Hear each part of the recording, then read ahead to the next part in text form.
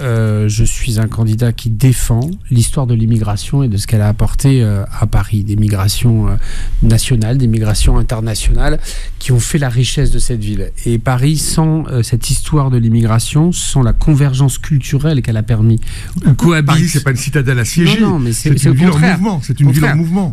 Paris, c'est une convergence des cultures du monde. Il y en a de partout. Elles vivent harmonieusement partout.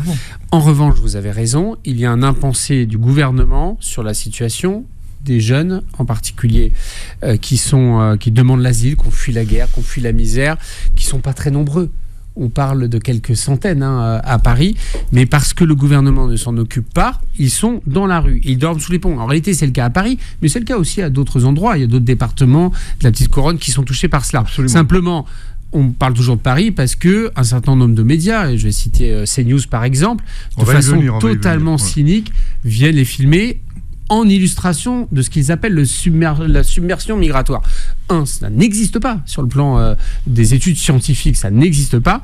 Et deuxièmement, je partage l'idée que avoir des jeunes qui sont contraints de dormir sur les ponts, alors que souvent ils ne demandent qu'à bosser, ils sont capables d'aller bosser dans tous les endroits où il y a du boulot et où on manque de main-d'œuvre, leur situation m'est insupportable. Et donc j'ai déposé une proposition de loi pour faire en sorte qu'ils soient mieux pris en charge et de sortir de cette absurdité, c'est-à-dire qu'ils sont dans une situation administrative que connaissent un certain nombre de gens, c'est que vous ne pouvez pas être sur le territoire, vous ne pouvez pas être régularisé, vous demandez l'asile, mais quand vous êtes débouté d'asile, vous vous retrouvez sans droit ni titre et dans une situation inextricable. C'est insupportable et je considère que c'est du carburant pour l'extrême droite, pour l'extrémisme.